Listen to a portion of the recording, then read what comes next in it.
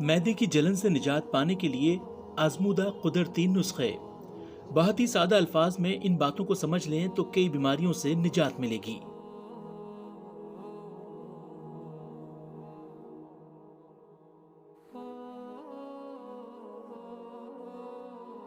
मैदे में तेजाबियत की वजह से पैदा होने वाली गैस जब खुराक की नाली में आती है तो इसके मुज़िर असरात सीधे दिल पर पड़ते हैं और यूं महसूस होता है कि दिल जल रहा है।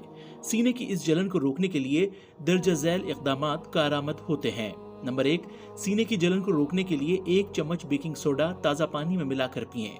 इसमें 7.0 से ज़ायद pH होती है जो कि फौरी तौर पर मैदे की तेजाबियत को रोकती है।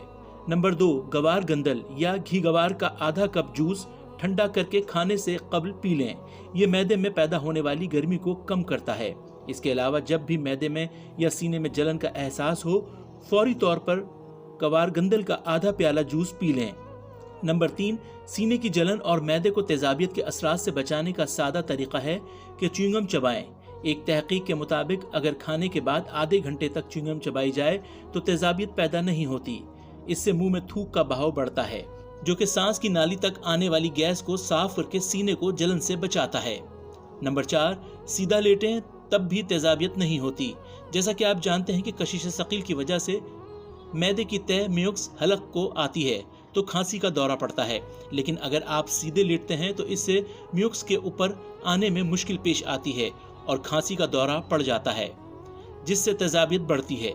लिहाजा खांसी रोकना होगी और इसके लिए एक तरीका यह है कि सीधा लेट जाएं। नंबर 5, खुराक का चार्ट और टाइम टेबल बनाएं। ये देखें कि कब खाना है, कितना खाना है और कैसे खाना है। जिन अशिया में तेजाबियत की बहुतात होती है इससे इज्तनाब करें।